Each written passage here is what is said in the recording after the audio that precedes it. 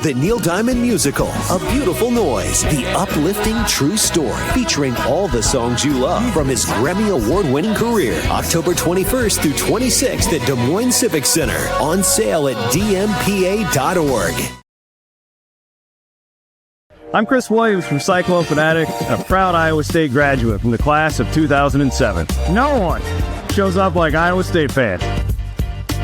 And Cyclones support Cyclones on and off the field. Your gift can provide scholarships to students, fund groundbreaking research. We could even drum up opportunities for the marching band. Visit MoveWhatMatters.com to learn how you can make an impact today.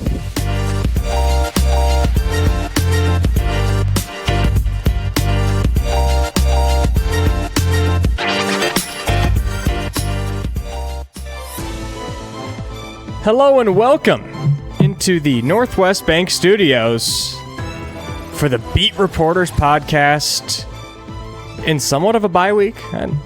You can call it a bye week, but we got basketball. There's no true bye weeks in the crossover season, but it is a break from football for a week. We'll still talk football, don't you worry. I'm Jake Brend here with Cyclone Fanatic and Iowa Everywhere, joined by two of the best sports writers on planet Earth and definitely in the state of Iowa, Ben Hutchens and Rob Gray. How are we doing, gentlemen? Doing okay. Thanks for the fine introduction. I'd extend it to the universe, at least our interplanetary system.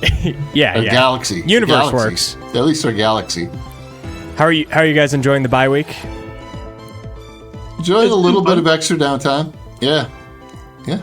Yeah, we know Rob's on the downtime this week. Yeah. Giving him a hard time. More than ever. Well, taking it easy. Well, we're gonna just completely get rid of football. We're only talking basketball. I'm kidding. We'll do our best to mix it in crossover season. We will start with basketball after we give a shout out to the man, the myth, the legend who makes this show possible, Jeff Kelderman and Kelderman Manufacturing. He had a surprise birthday party this weekend that was Joe Dirt themed, which is, I guess, exactly how I would guess a Jeff Kelderman birthday party would go. So happy late birthday to Kelderman. The best thing that you can do as a birthday gift to him is go check out his YouTube channel, Kelderman Manufacturing, and check out whatever wild stuff he's got going on over there. Probably riding a monster truck down the highway or something like that. He has a car from the movie Joe Dirt that he paid a lot of money for. So if you're into that type of stuff, check out his YouTube channel and more importantly, just check out his business for any of your manufacturing, any of your signage, anything like that. Kelderman has made the Cyclone Fanatic studio pretty. We'll hopefully be doing a show in there sooner rather than later. We had maybe some Wi-Fi issues, but we are very thankful for Kelderman and his support of Cyclone Fanatic and the Beat Reporters podcast. Let's start with the exhibition over in Omaha. A short 2.5 hour, three hour drive for us on Friday. What are you guys mainly looking for in this game that matters but doesn't really matter? I thought of three things that we can kind of get into as we please. And you're right, Jake. I mean, it does matter, but it also doesn't matter. I think this Creighton game is going to tell us more about Iowa State than some of these early other games, against FDU. So I am excited to get out there and see. It's behind a paywall, or it's behind a pay-per-view. So Cyclone fans, you'll have to maybe get creative or make the 2.5 hour drive over. I think it'll be worth it. And I'm going to be watching what Killian Torrey looks like running point from everything we understand. And we'll talk to Otzelberger early Thursday. Sounds like Torrey will kind of get maybe a chance to run point behind Taman Lipsy as Lipsy continues to work back from his injury. So curious to see what that looks like. I want to see what's the deepest shot Milan Momcilovic attempts, right? We hear all about, hey, you got to go out and be hunting shots. He's past the stage in his career where he's going to get open looks in the corner. If he's going to shoot a three, it's going to be, a contested deep look. So what is Milan's range, and how much trust has Jamarian Bateman earned? Some of these freshmen, trust, that's a word so important to TJ Otzelberger, and we hear it all the time. I'm curious to see what the balance of minutes looks like in an exhibition, or maybe we see some more veteran minutes mixed in there at the start as some of these freshmen continue to earn some trust. Yeah, those are all good topics. The slander for Farley Dickinson, though, is pretty cruel, Ben. I mean, he's in the New Jersey Hall of Fame, my man. At any rate, they were a tournament team a couple years ago. I mean, they had a big win a couple years ago. We'll see. But no, totally valid. I'll just pick some different ones, even though those are all good. I mean, Blake Buchanan's activity level, I'm going to see what he's like running the floor, rim to rim. We hear a lot about how good he is as a facilitator. Let's see what he adds there. Joshua Jefferson he did flirt with the triple double a few times last season, and TJ obviously wants him to be more of a, go beyond flirting in this season. And he certainly has the skill set to do that, as well as he passes the ball, as well as he finishes. So I think that's going to be a really interesting dynamic, and really those two go hand in hand a little bit. If Buchanan does what he's supposed to do, that will allow Jefferson to better facilitate, better score, better be better spaced, and all that kind of stuff. And I'm with you on the Toure thing, because you've heard it. I really want to see how he defends. But let's just go. How about this? Let's just go on top of Milan's range. Is it going to be Caitlin Clark-like, I guess, is kind of the question. I mean, is it going to be, if you have no conscience, you are really pulling up from absolutely everywhere. And he mentioned logo. He mentioned everything else. And the real question is, did he have it in him? Excuse me, because as he told me, in the past, it's like, if you start 0-6, you go, oh, dang, not my day, not my night. Whereas a true scorer that he needs to be is like, I don't care if I miss my first 8, 9, 10. I'm going to make the next 8, 9, 10, and everything's going to be fine. So I guess it's just a corollary to yours, but a lot of other things that could be watching too, though, obviously. I mean, I like how how did the depth pieces show up in Mulder and such. But yeah, that's what I've got, and certainly appreciated Ben's top three as well, despite the slander for Farley Dickinson. Well, I think you guys took everything from me, and I can just piggyback off of a lot of that. I thought what TJ said about Jefferson was really interesting, that he pretty much said, we don't even want to acknowledge double-doubles when they happen. He said, we want those to be so common that it's just a nightly thing. And I compare that to who I think is the greatest basketball player of all time, Nikola Jokic. Jokic has a double-double every night. Nobody even talks. He's almost gotten to the point where triple-doubles are barely even acknowledged. So if Jefferson can get to that point where, I mean, he's going to be scoring double digits every night. We know that. But if he can add in those 10, 11 rebounds a night, and he will have those nights where he's getting up there in assists too. I think it's not all about stats, but Otzelberger's right. When his stats are high, that means something is going right for the team. That means other guys are scoring off of his feeds. That means if he's rebounding, he's running the floor and he's getting the offense started. So I think Jefferson, somehow, some ways, almost a little bit under-talked about heading into the season, because I think most of the fan base, I think, views him as such a known commodity, but I still think he has such a high level he can get to. Jake, did Milan tell you his Jokic story? No, he didn't.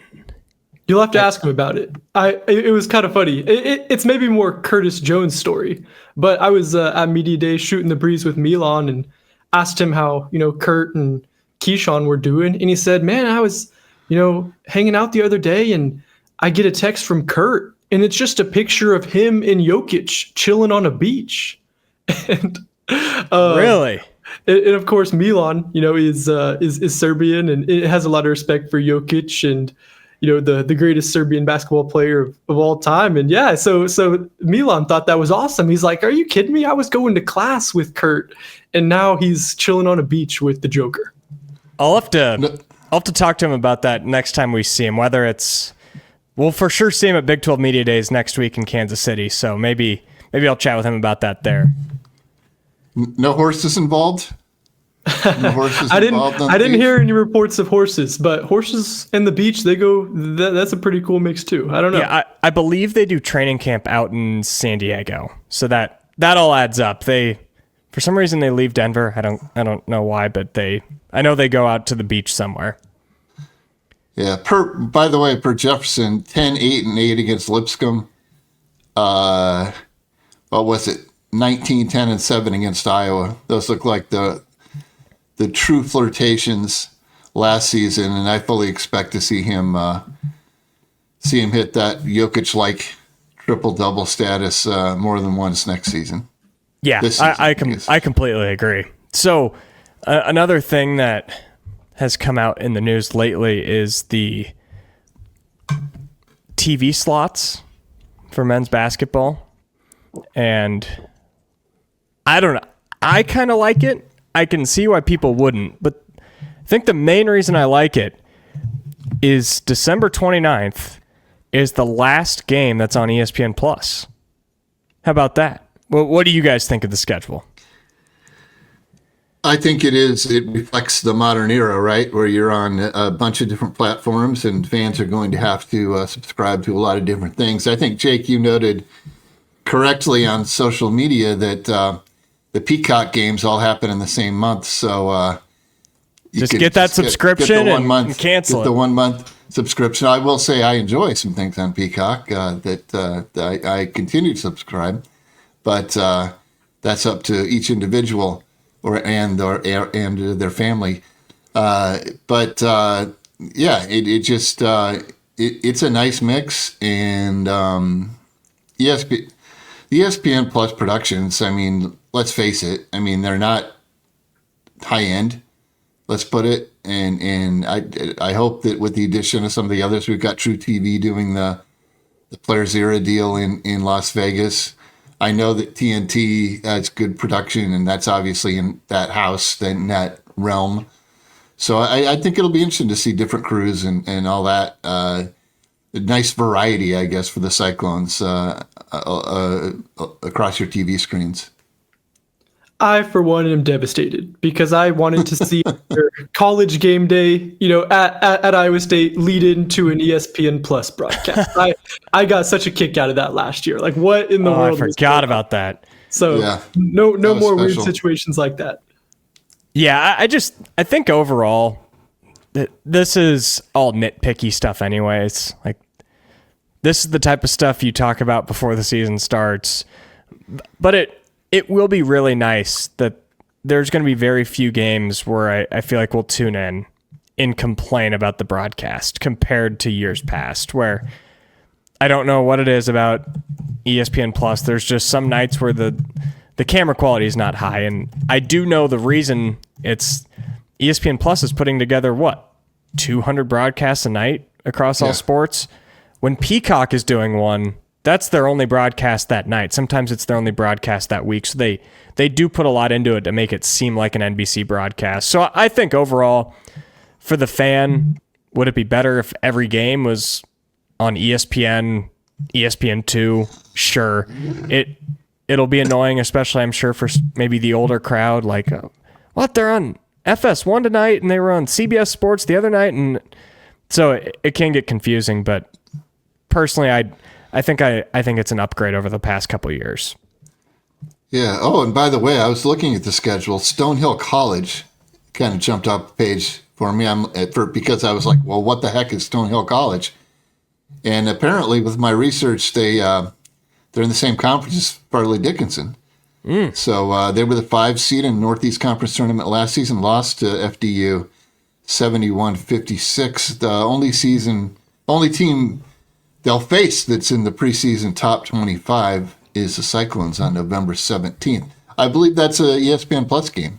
Yeah, don't get me wrong. There's going to be a lot of fittingly. ESPN Plus to start the year in the non-conference, but that's fine. I don't expect a primetime CBS broadcast as Stonehill College comes to Ames, Iowa.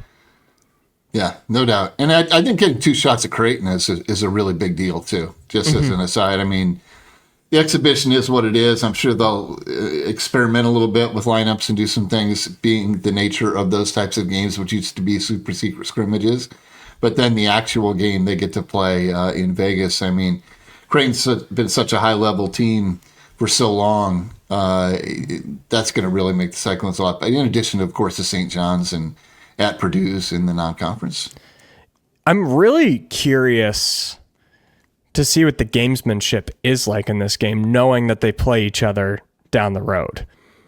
Because nobody's going to be throwing the house at the other team. We know that, but I wonder how much different it might be than the Northwestern game when it comes to rotations, when it comes to experimenting, when we probably don't want to give too much to them, not only on film, they'll have that by then, but you just maybe don't want to have them have that experience against certain lineups. So I know we won't get that answer out of anybody because that would go against the point of gamesmanship, but I'm really interested to see maybe that a month down the road. Yeah, good point. Good point. Well, let's give a shout out to Farm Story Meats.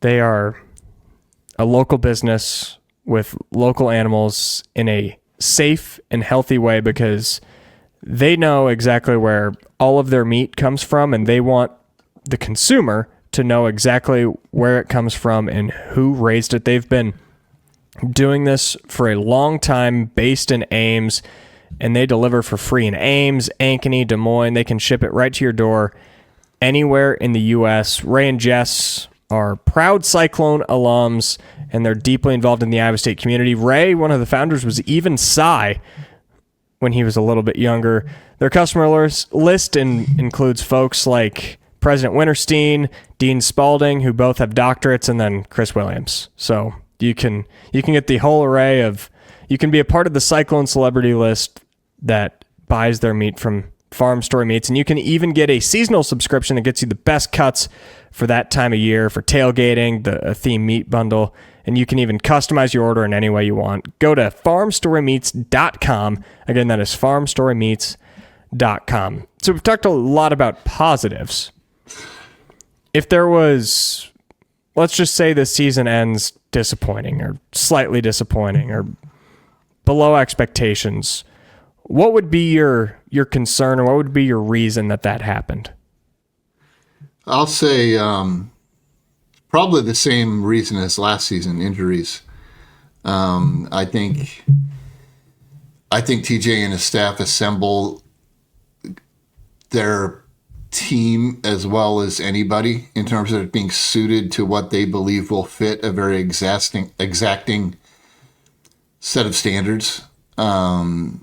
I think they even did it in year one when they had to take what would yet say was just a ragtag collection of cast-offs. I mean, people weren't very interested in Jazz Kuntz, Robert Jones, a bunch of ththose guys, Gabe Kalsher even. I mean, they were just nice. They considered nice at one point and then just kind of like, whatever. But they still got the right unit. And even if they're a little bit dissimilar in the sense of how they go about things, they find a way to make them mesh through that, again, regimented set of habits. So I think it's going to take, what if Taman doesn't really ever get to 100%? It's going to take, oh my gosh, Milan missed a month again. It's going to take, Joshua Jefferson's week to week or day to day, whatever. I truly believe it's going to take that for Iowa State not to be in the hunt, to be the type of team you consider, at least Sweet 16 caliber. My biggest concern is there are going to be freshmen in Iowa State's lineup playing critical minutes, something completely different than what we saw last season with one freshman on the roster who didn't really play any critical minutes in Noyes and Drusitis. Iowa State was a senior, upperclassmen led team with so much experience, and I think that did so much for them. This year, Rob, if a couple of those things, go wrong for him, as you just alluded to, then you're going to see freshmen at an even bigger role. We're going to probably see it now at the start of the season with Taman Lipsey. And, you just never know with freshmen. Maybe it's going to be a huge blessing, or maybe, they come around and it takes a long time to earn that trust that TJ Otzelberger has made so important. So I think, it's going to be new.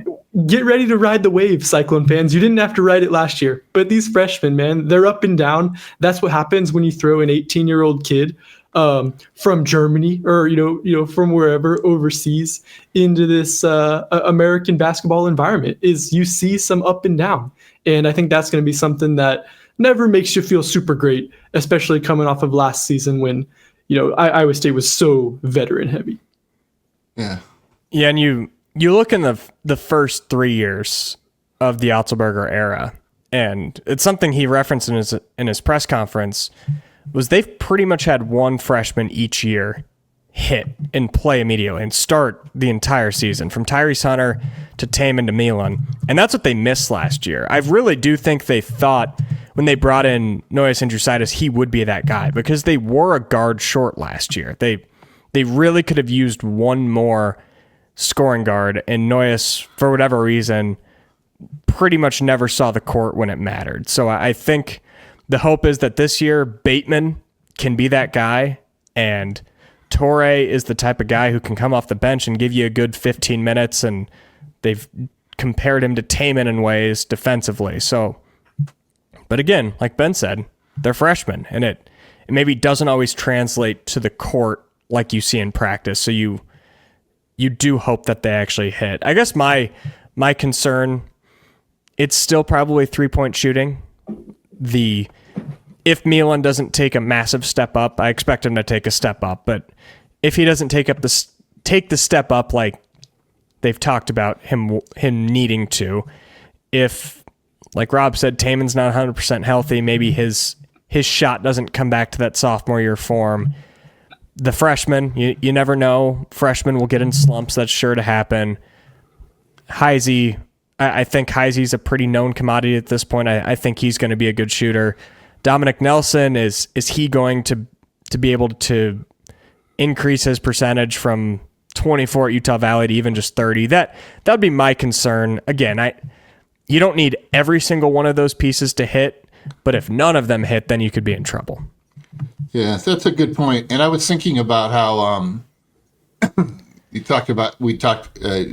Ben, you alluded to it, obviously, with the freshmen, you're going to be up and down.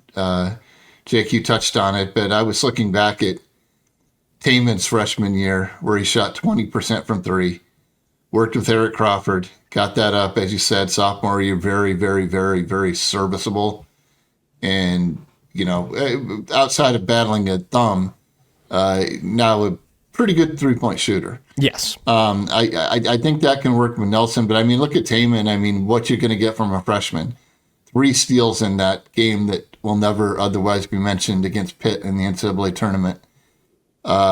3 steals against KU in the Big 12 tournament loss. 5 steals in the Big 12 tournament win over Baylor. That's how he finished his freshman year. But he also went 5 of 10, 1 of 6, 2 of 9. So there's that mercurial freshman status. Taman's a breed apart in the sense that he was always that guy in terms of effort, in terms of defense, in terms of want to, as the phrase goes. But I think a guy like Toure is kind of like the measuring stick of that freshman class. I think Bateman's going to be good. I think he's going to be relatively consistent. I think he's got the offensive game that translates immediately. Toure's does not, I don't think. I think the defense does. I think we'll see some Taman-like performances from him freshman year, and some games where he does get to the rim and does really well. And it'll be interesting to see how his 3-point shot develops, because, again, that's not a ballyhooed part of his game. But it is intriguing to see, at least 2 freshmen we know we're going to see early in the season, major minutes presumably, and possibly 3 for a team that, as you guys mentioned, is very veteran-led last season. Yeah, and I guess the good news for Torrey and the ups and downs from the freshmen is Torrey's not going to be playing 40 minutes a game like Taman was as a freshman. The problem with that year was you expected AJ Green to be a Cyclone until the very last second. Jeremiah Williams tears his Achilles in the spring. So you go from having 2 guards that you expect to start or play a ton to none of those guys. Yep. And Taman goes from seeming maybe a role player as a freshman to he has to run the team. And the problem with that team was they had to live by Taman's ups and downs. And there were some high moments in that. There were some low moments in that. You'd like to think that this year's team is definitely more built to sustain the ups and downs from Bateman and Torrey that they're sure to go through. Absolutely. That TJ team is one that's very, very weird to look back on when Taman's career is all said and done, because he had some high highs and he just had some low lows that typically you'd like to just say, hey, freshman, take a breather, sit on the bench for 10 minutes, gather yourself, and they didn't really have that option that year. So, but still made it to the Sweet 16. So still made it not to the that tournament. year, but still made it to the tournament, and had some memorable moments. The mystery of those teams was the mystery of the early TJ era was the Gabe Kalsher 3-point shooting. Oh yeah, where he'd switch one possession, come down the next possession, put it behind the backboard.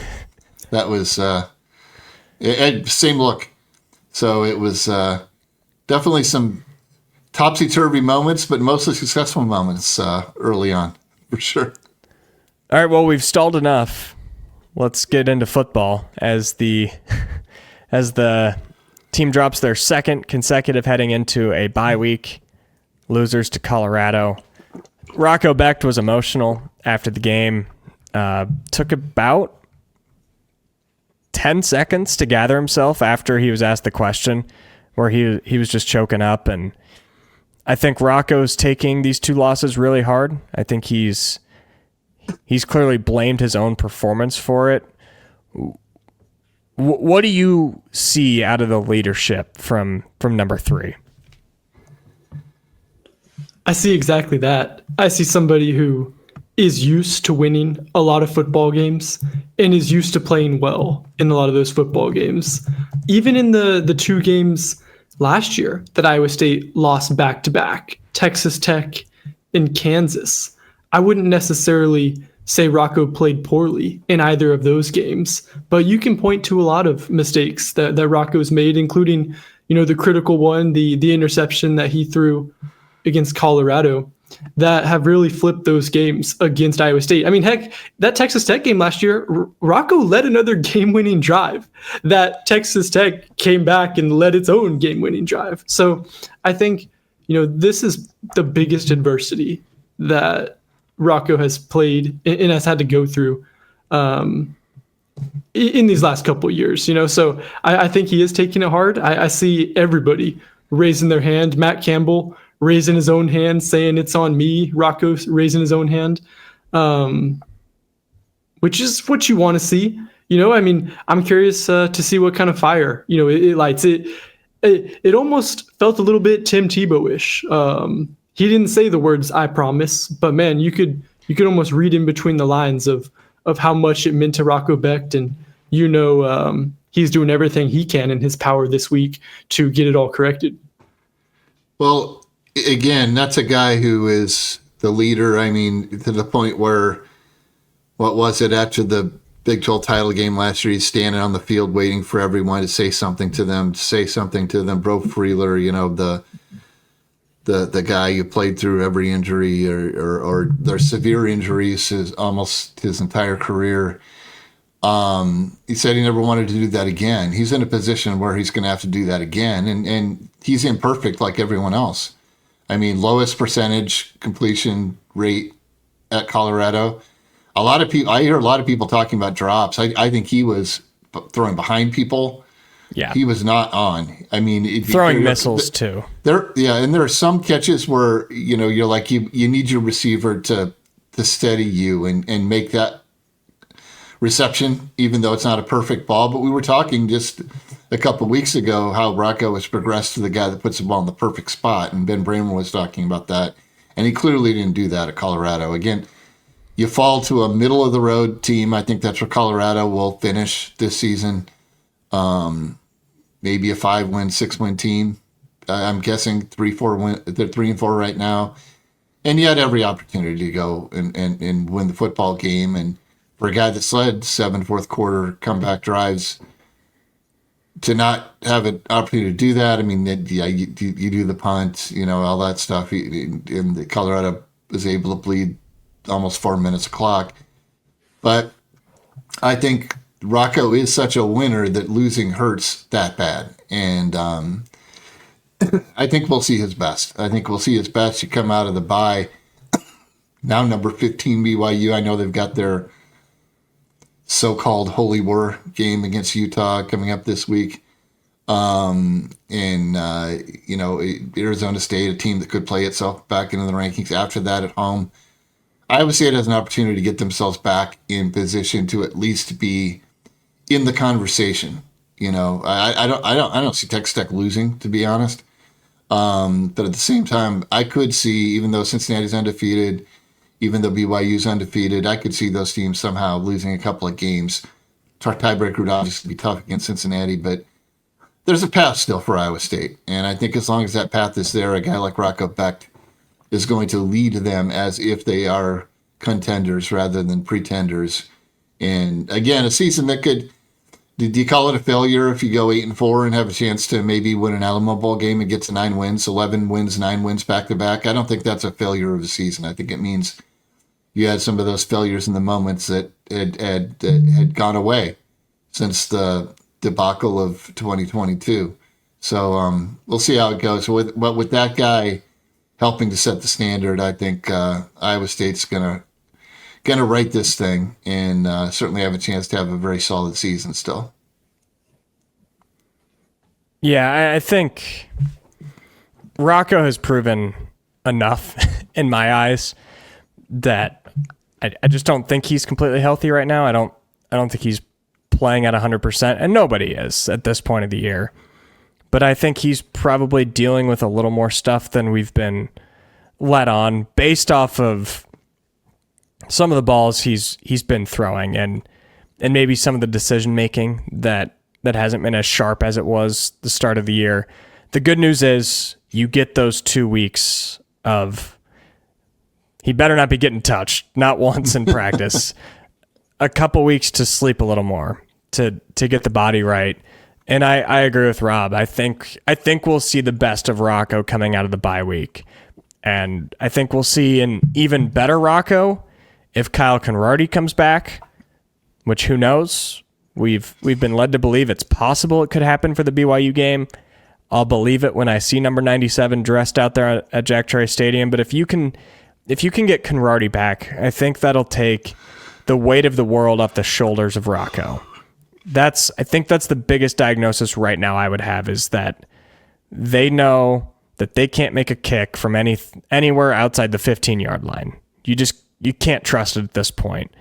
And when you can't trust that, you are pressing on 3rd and 4 like you wouldn't have otherwise. You're pressing on 2nd and 12 like you wouldn't have otherwise. And I think if you can get that kicking threat back, that'll fix a lot of the offense's problems.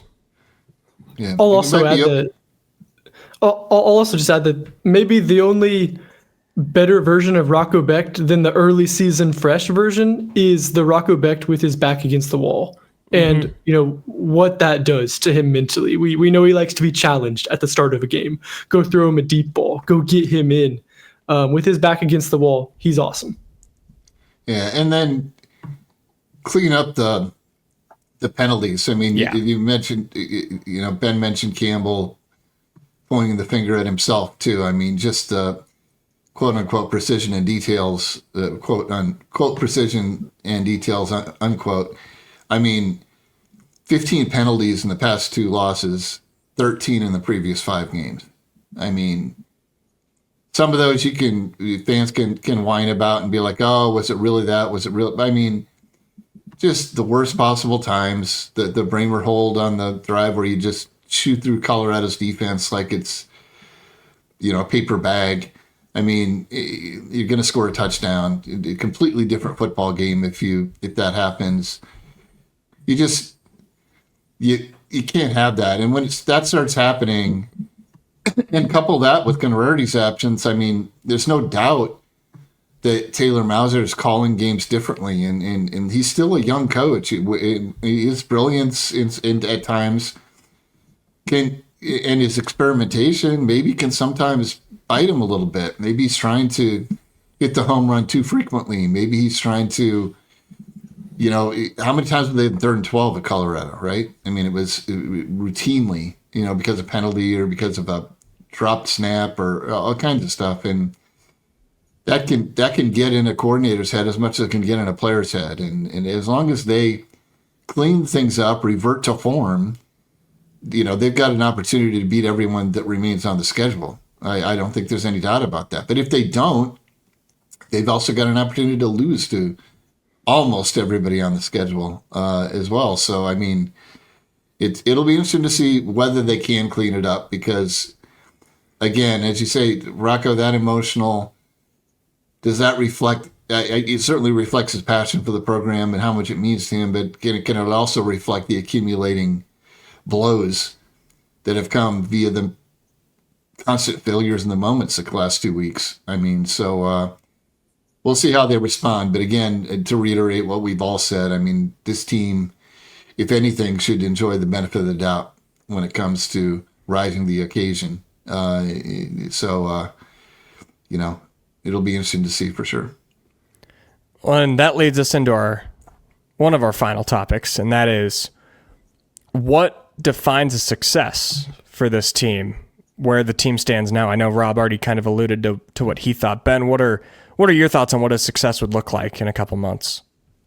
I really struggled with this question when we posed it in our pre-show, guys. I was on the record before the season saying that Iowa State was, going to go under its 7.5 preseason wins total in Vegas. And my logic behind that was not an indictment on Iowa State's players or personnel or coaches. It was a logical argument of, hey, I don't think this team is going to go 5-1 in 1-score games. And as the Cyclones started out 3-0 this season in 1-score games, my expectations for this team changed. I did think that, hey, the expectation has to be a Big 12 championship. At least appearance. And, if you get there, go and win it, because that's the place that you've not gone before.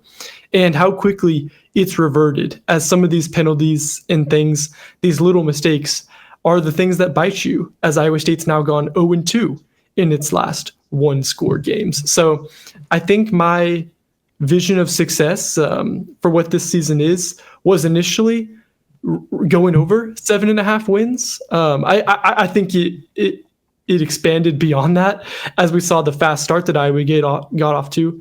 But maybe, the scenario you mentioned of the win in the Alamo Bowl or an invite back to the Pop-Tarts Bowl somehow would be a successful season. But I don't know. I'm still not quite sure what this picture of success looks like because, man, after the start that Iowa State had, certainly it was easy to get a vision of grandeur about what this season could be and how quickly it's come tumbling back. Yeah, I think 8-4, 9-3, in that range. When you look at the entire history of the Iowa State program, that's a success. But when you factor in the 5-0 start, beating your 2 biggest rivals before September 15th, it's not going to be a success when you look at it in just the scope of the season. I think from where we stand right now, what we've seen with the injuries, what we've seen with what having a 4th string kicker in there can do, I still think if you can get to that 8-win threshold, I think it's a good season, a fine season. I think if you can hit 9 wins somehow, 10 wins probably is out of the question. But if you can hit that 9 win, I would say still that's a really successful season. But it's less about a win number, I think, and more so how do they rally these last 5 games? Do they pick up signature wins over BYU and Arizona State or one or the other? Do they go on the road and win at Fort Worth when they're not expected to? I think there are other ways to find or define success than just what's the record. Jake, that was going to be my point. Do they, the standard they talk about, are they going to meet it the rest of the season? They met it so well in that 5-0 start, did not meet it at Cincinnati, didn't remotely meet it at Colorado. I think that's going to define it more than a number, because I think that's what indicates what the program looks like moving forward. Because they really haven't reached the point yet to this point to where they should be considered an 8-win team or more or bust. You know, we've seen them slip back to 7 wins. You know, if they can do that, meet the standard, and presumably then they would meet 8-9 wins, as well, then you've put the program in a different realm. You put the program up a notch, and and that's a different kind of appearance, right? That's a different type of look. I just feel like these guys are too invested to not recover from these devastating penalties and mistakes and the Rocco pick at the goal line and all that. And we'll see how it goes. But I mean, they've certainly got an opportunity to, as you said, it's a fine season when you consider all the factors you mentioned, Jake. If they go 8-4 and maybe win a bowl game after that. But I think in the grand scheme of things, if they do that, they've still taken the program to another level. So be interesting to see again what happens in that regard once homecoming arrives next Saturday against the BYU Cougars. We'll close with this final topic, and it's recruiting, something we don't really get too in the weeds on this show. So we'll talk about it more from a general big picture sense. Iowa State picked up a commit this week from quarterback Case Evans. He's a recent Oklahoma State decommitment. But speaking of decommitments, in the last 2 weeks, Iowa State's also lost 2 of their top recruits, and Milan Paris, a wide receiver, and Bryson Wessel, an offensive tackle. I guess big picture, what does this say for the future? What is the challenge of recruiting in this era? I know this is what you wanted to talk about, Ben. Yeah, guys, and I haven't been around it as long as you to get the historical perspective on what Iowa State's done. From my research, it's been a program, especially under Matt Campbell, that's brought in 3 stars and developed them and had so much success with them. And it looked like within the last year, Iowa State was maybe starting to build on that track record a little bit. They had Jet Tamala, the 4-star quarterback from Nebraska in the 2026 class. Milan Paris, another 4-star receiver in that 2026 class. And I think that said a lot about potentially the situation that Iowa State's collective was at, the We Will, and just how organized, and I think in a good place relative to other schools in the Big 12 that was. And I haven't talked to Hooge or anybody on the inside as to necessarily why those players decided that Iowa State wasn't for them, but it's maybe just a sign of, hey, Iowa State might still continue to be at this developmental stage, and with Matt Campbell there, I think Iowa State's going to have a lot of success continuing in that. But man, it's kind of a bummer. I will say, when you look at some of those big 4 stars, it's a little bit easy to get caught up in that. But I don't know. What's your guys' historical take on it? I'll say I think decommitments are becoming more common is NIL. I don't know. I guess, are we going to say it's going to run its course a little bit? It's going to exist in some way, shape, or form, to quote Matt Campbell, when everything settles in terms of how funding is done and all that. But I guess it's never a good look when somebody is 1,000% committed, like Paris was on social media, and then it's like, yeah, you know what? Actually, I immediately think that's usually NIL related. I think you get an offer, and you can never ever fault a kid for taking the best offer for them. When you can finally make money doing these sports at the collegiate level, I mean, you do what you can, because no one's a surefire NFL hit. No one's a surefire NBA hit, right? And even if you're a surefire WNBA hit, you're making your money by going playing somewhere else most of the season at this point. So, I mean,